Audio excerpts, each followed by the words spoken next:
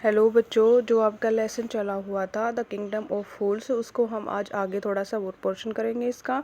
तो आपने देखा कि जो गोल्ड स्मिथ था, जो सुनार था, उसने जो जिस मर्चेंट की दीवार से मतलब जिसके ऊपर दोष लगा था व्यापारी के ऊपर कि तुम्हारी दीवार से चोर मर गया, अब घूमकर फिर से उसी के ऊपर आ गया कि इसी व्यापारी की वजह से मैंने वो आभूषण उसके लेट बनाए थे, देरी हो गई थी। तो मतलब कि सर्कल मतलब जहाँ बिंदु से जिस बिंदु से शुरू किया उसी बिंदु पर आकर ख़त्म हो गया।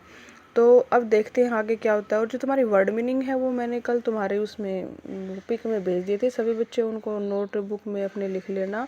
और ऊपर लेसन का नाम और राइटर का नाम जरूर लिखा करो, चाहे मैंने मेंशन किया हो या ना किया हो। इसे अपनी हैबिट बनाओ, किसी भी सब्जेक्ट का करो, हर सब्जेक्ट का राइटर का नाम और उसके लेसन का नाम। राइटर का नाम नहीं है तो सिर्फ उसके लेसन का नाम लिखो, इससे एक तुम्हें अच्छा भी लगेगा और लेसन का नाम याद भी रहेगा और एक टाइटल हो जाता है। कोई भी चीज़ बिना टाइटल के अच्छी लगती ही नहीं है। चलो आगे देखो। But the king consulted his minister, परंतु राजा ने अपने जो मिनिस्टर है, मंत्री है, उससे सलाह विमर्श किया। एंड रूल डिसिसिवली, और अंततः रूल होता है वैसे शासन करना, मतलब अंततः अपना वो बयान सुनाया। डिसिसिवली होता है अंततः। इट इज़ ट्रू, ये सच है। Your father is the true murderer, कि तुम्हारे पिताजी असली कातिल है, वास्तविक कातिल है। ही इज़ डेड, वो मर चुके हैं। But somebody must be punished in his place, परंतु किसी ना किसी को तो उसकी जगह पर दंडित किया जाएगा। You have inherited everything from that criminal father of yours, तुमने अपने उस क्रिमिनल अपराधी पिता से सारी की सारी संपत्ति को इनहेरिट होता है जिसको हम विरासत में मिलना, विरासत में चीज़ें मिलती हैं उनको इनहेरिटेड बोलते हैं, कि सारी संपत्ति तुम्हें विरासत में मिली है। हिज रिचेज, उसकी जो अमीरी है, as well as his sins, और उसके पाप भी, मतलब कि सारे पैसे और रुपए तुमने अपने पिता के लिए हैं तो उसके पाप भी तुम्हें ही लेने पड़ेंगे। I knew at once even when I first set eyes on you, मैंने that you were the at the root of this horrible crime, you must die. I knew, मैं जानता हूँ, एट वंस तुरंत मैं जान गया था। Even when I first set eyes on you, जब मेरी पहली बार दृष्टि तुम्हारे ऊपर पड़ी थी। That you were at the root of this horrible crime, कि तुम ही इस भयानक अपराध की जड़ हो। यू मस्ट डाई, तुम्हें मरना होगा।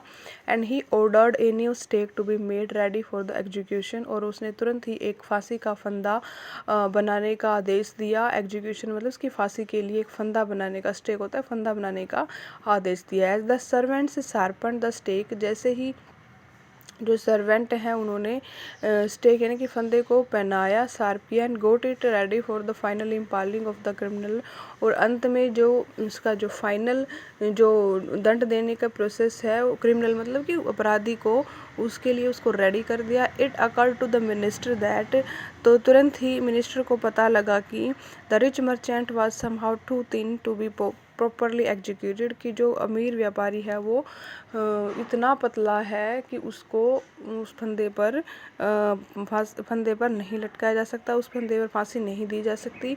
ही appeal to the king's common sense, उसने राजा के जो कॉमन सेंस है यानी कि राजा की जो मतलब की बात है, राजा को समझाई। अपील होता है प्रार्थना करना, कॉमन सेंस मतलब राजा को याद दिलाया, कॉमन सेंस मुख्य बात याद दिलाई। The king too worried about it, राजा भी इस बारे में चिंतित हो गया। वट शैल वी डू, अब हमें क्या करना है।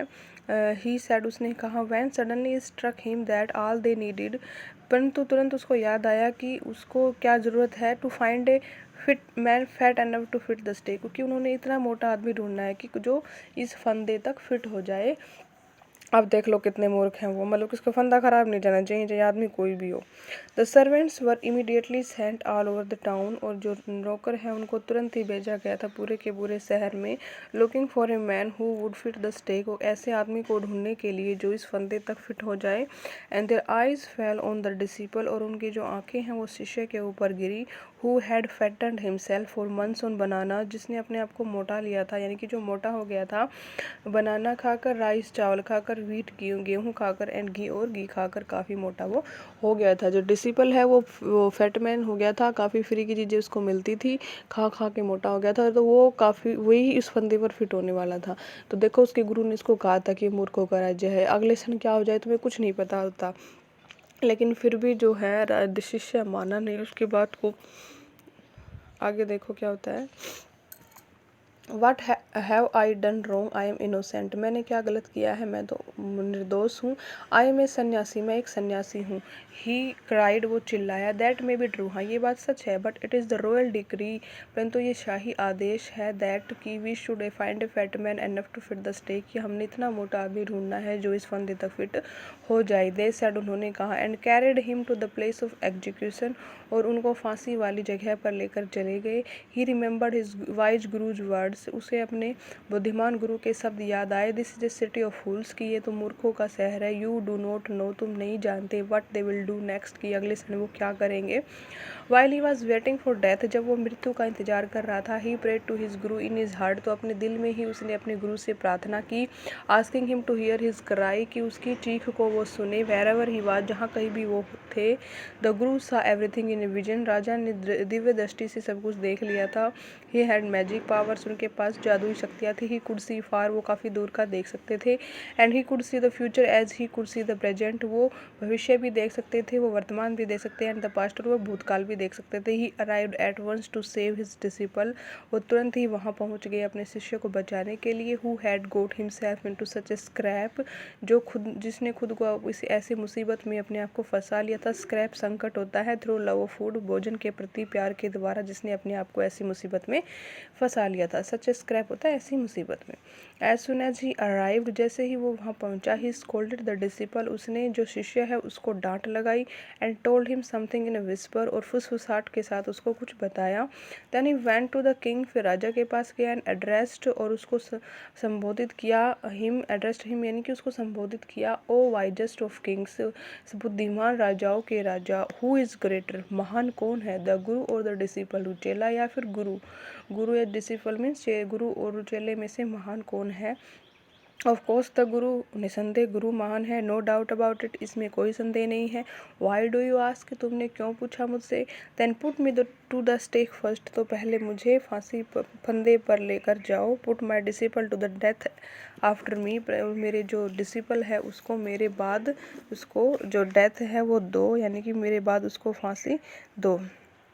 स्टेक होता है बेटा, फंदा बोल सकते हैं, या फांसी का जो घर होता है उसको बोल सकते हैं, या फिर प्लेस फॉर एग्जीक्यूशन, या फिर एक ऐसी जगह जहाँ पर आपको, जहाँ पर किसी को भी फांसी दी जानी होती है, सॉरी, जहाँ पर किसी को फांसी देने जाती है आपको प्लेस ऑफ एग्जीक्यूशन बोलते हैं। स्टेक फांसी घर को बोलते हैं, यानी कि फंदा भी कह सकते हैं। फंदा भी तो जहाँ पर जाकर किसी के सर को फंसाया जाता है और फांसी दी जाती है। चलो जो भी कुछ है, मतलब कुल मिला के समझ गए हो क्या आप। तो जो लेसन है ये आपका कुछ रह गया है, ये हम कल करा देंगे, कल या फिर परसों में हो जाएगा ये। और इतना लेसन काफ़ी हो गया है, वीडियो फिर अपलोड नहीं होगी। Thank you, okay.